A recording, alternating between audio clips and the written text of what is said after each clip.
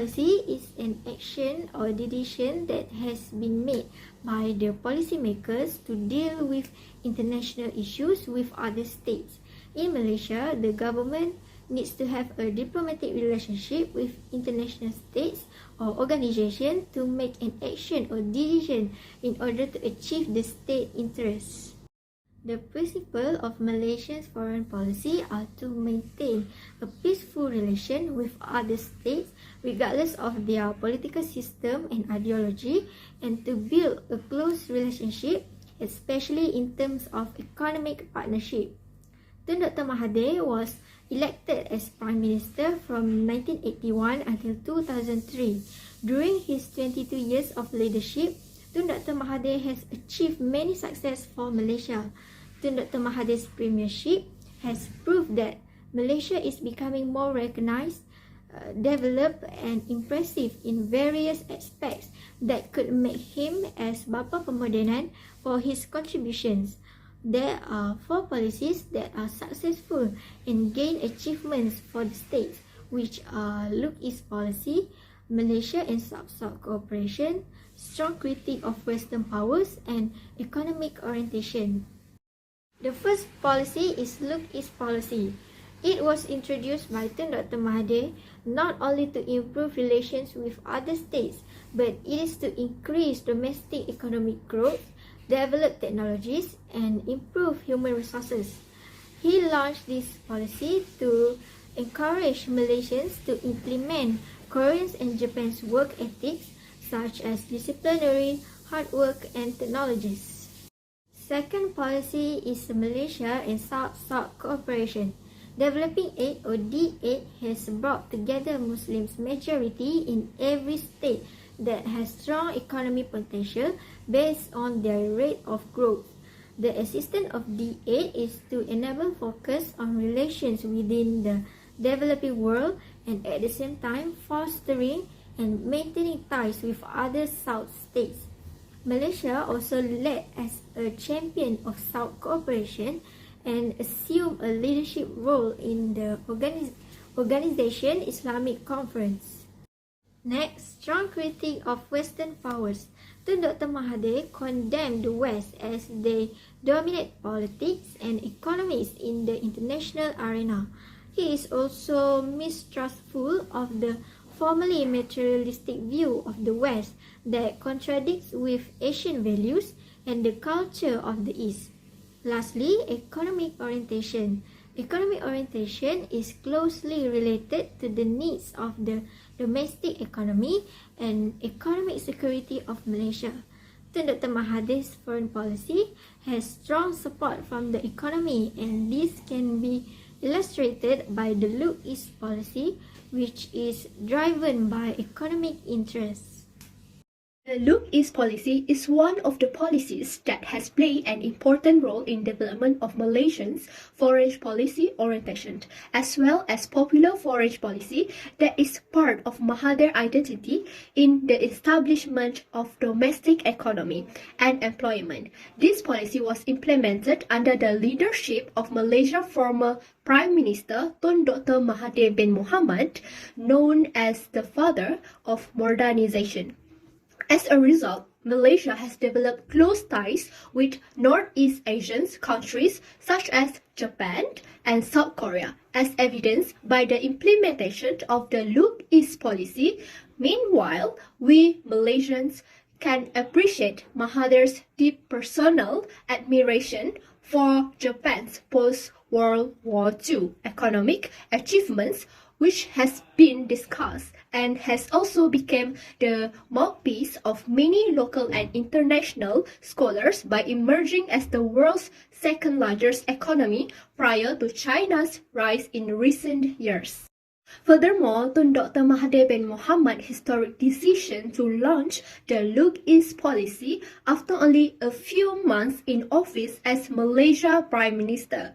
This is to emphasize the importance of raising awareness and encouraging Malaysians to emulate Japan's disciplined work ethic, good business management techniques, and advanced technology, as well as acquire Japanese expertise and capital through aid, investment, and bilateral trade cooperation.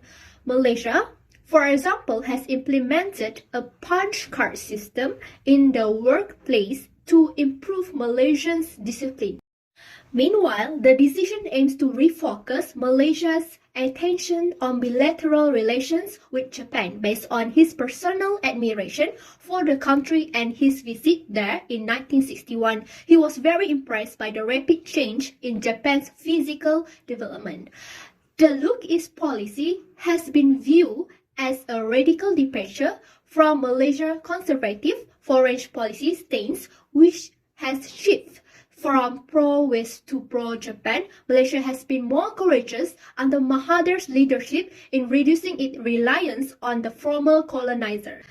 As a result, in improving the domestic economy, human resources, technological advancement, and strengthening diplomatic relations with foreign countries, now the Look East policy has involved Japan in adopting a good and efficient development model, and Malaysia and Japan have close diplomatic relations. This emphasis can directly benefit the national economy and the many Malaysians who have been successful in studying or receiving training as a result of this policy. For example, 13 of Malaysia's 27 chief secretaries have now studied and trained in Japan. It is intended to be Japan's contribution to Malaysia's good construction, education, social and economic development. Malaysia should adopt good practices from Eastern countries such as Japan while avoiding bad practices.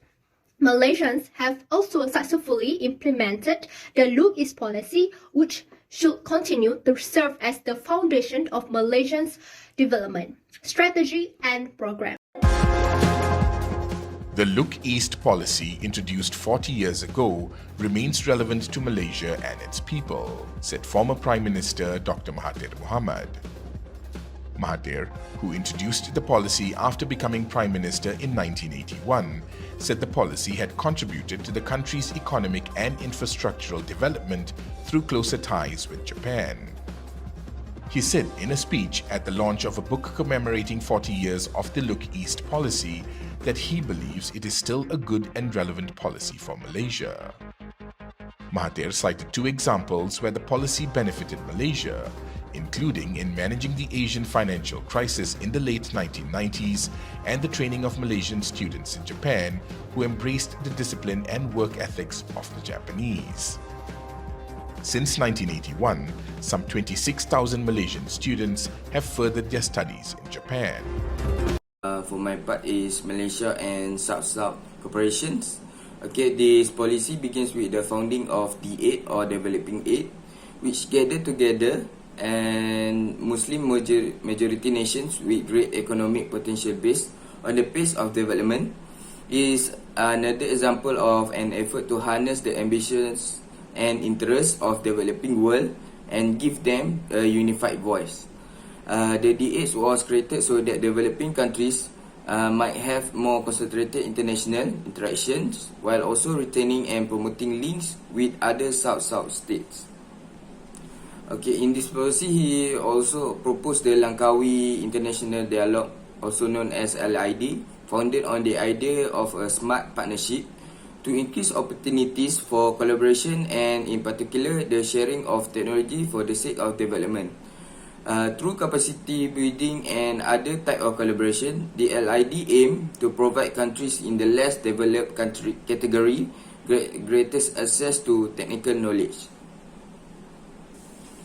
During Mahathir's service, he also introduced another features of his personal command of Malaysia foreign policy.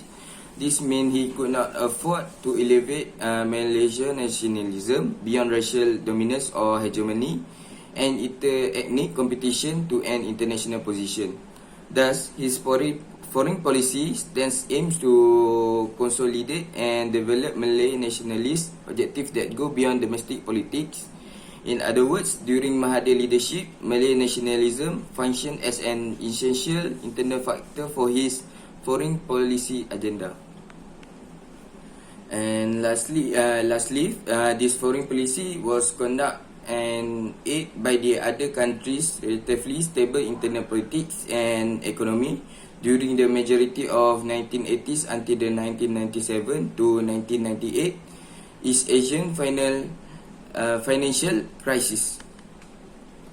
Through participation in a wide variety of multilateral arrangement and the forging of new strategic alliance at the bilateral level with the select nation, Malaysia's leadership under Mahathir was able to boost the country worldwide brand and image. So, although it is true that Mahathir policy was still heavily influenced by economic consideration, it was also balanced and taking into account things like religious and geographical harmony. Mahathir was and still is a divisive figure regarded as an autocrat in the West and known for his anti-Western and anti-Semitic comments. Since Mahathir's leadership started, he is urging Southeast Asia to avoid becoming a pointless pawn in the Indo-Pacific agenda of the West. As can be seen, Mahathir looks to have a more anti-Western foreign policy. Under his direction, Malaysia's foreign policy will always be strongly influenced by this ideology. His semi-rural upbringing in Kedah State and exposure to British colonialism greatly influenced the development of his aggressive, combative mentality and stubborn will. He seems to have been inspired by this characteristic to be more action-friendly and anti-Western. According to his anti-Western issue, Mahathir has strongly blamed the West for destabilizing the Middle East by supporting the State of Israel at the 74th UNGA session, which when his first foreign policy first began. Other than that, when Mahathir bought the Guthrie Corporation on the stock market to control the British tin market and purposefully skipped the Commonwealth meeting in the heads government's meeting in Australia, the relationship between Malaysia and the British started to deteriorate. Mahathir initiated the Buy British Last campaign in his nation as the tension increased to urge citizens to shun British goods and also their services. In addition, the US has been at the forefront of Mahathir's anti-Western foreign policy throughout his second tenure as Prime Minister. This Prime Minister slammed the US for inciting conflict in the area by starting a trade war with China, sanctioning Huawei Telecom, and utilizing military action. However, we can also observe a shift in his foreign policy, namely his defiance of the East, particularly China. However, Mahathir has expressed skepticism about Chinese BRI, which led to the 1MDB corruption scandal during his second term in power. In conclusion, Malaysia has pursued during the 2 terms of his premiership. In the other words, identifying continuities and changes in Malaysia's foreign policy during both terms of Mahathir's premiership crucial in predicting future Malaysia's foreign policy orientation. Finally, during both of his stints as Prime Minister, Mahathir has worked with many developing nations and countries, particularly the Muslim population. Mahathir's foreign policy seems to give more priority to the developing economies rather than the developed ones. Mahathir's rough upbringing and his personal involvement in the colonization of his nation by the West serve as evidence that he is a strong-willed, confrontational and pragmatic leader. Malaysia's foreign policy under Tun Dr. Mahathir is a significant trading country. Its economy is heavily reliant on exports and foreign direct investment FDI to support its industry. Malaysia has a keen interest in ensuring the continued success and stability of the external trading, investment and economic environment. Malaysia re-energized its pursuit of economic diplomacy objectives, including free and fair trade for all, in order to promote and protect national economic interests on a global scale. Hence, the primacy of economic objectives will be more pronounced in the foreign policy of this administration. For Malaysia to remain competitive, the country must keep up with global trends in technological innovations. The world is currently undergoing a technological revolution that will fundamentally alter the way we live and the way we work.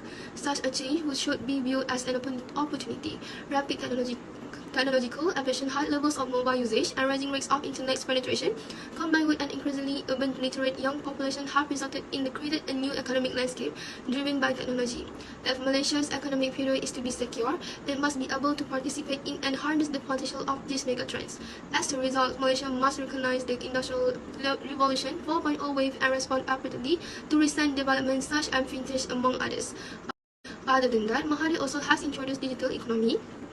The emergence of a new global technological and economic trends such as the IR 4.0 and the related growth in digital economy and e-commerce have opened up a massive new area for innovations and economic activities. People and companies all over the world are competing to reap the opportunities provided by digital economy to establish the first mover advantage. Malaysia must not lag behind in this regard. This administration, through its foreign policy, will also be very aggressive in finding opportunities for Malaysia and its private sector to aggressively partake in this global growth trend and digital economy. However, due to massive variation in internet connectivity and accessibility to information and communication technology across the globe, there is also the possibility that the ascending growth of the digital economy may lead to new types of global inequality and disparity. In addition, Dr. Mahathir also implied a fairer system of international trade and finance in economic orientation. Malaysia, under the leadership of PH government, will play a more active role in pursuing more equitable international trade and financial system. While the country strongly supports free trade, it also strongly supports fairer trade. To summarize, Malaysia believes that trade should be both free and fair. As a result, Malaysia will take the lead in advocating for a more equitable multilateral trading system. This will be accomplished through its participation in various multilateral frameworks for international trade and finance. Malaysia also believes that international trade and financial institutions must support fairer global trade and financial arrangement so that the interests of smaller and poorer economies are also being protected. In conclusion, we can see that Mahathir Mohamad, as Malaysian fourth Prime Minister from 1981 until 2003, had a continuous foreign policy style. Yet, for a nation of Malaysian size, the nation power and leverage in regional and international events had been exceptional. Although there were at first protests in Malaysian immediate neighborhood, Mahathir's contribution to a large East Asian regionalism left a lasting impression. The policy that have played an important role in the development of Malaysian foreign policy orientation as well as popular foreign policy that is a part of Mahathir's identity in the establishment of the domestic economy and employment. Mahathir faced a challenge in reorienting Malaysian economy and political landscape. Mahathir is solely concerned with reviving his nation's economy.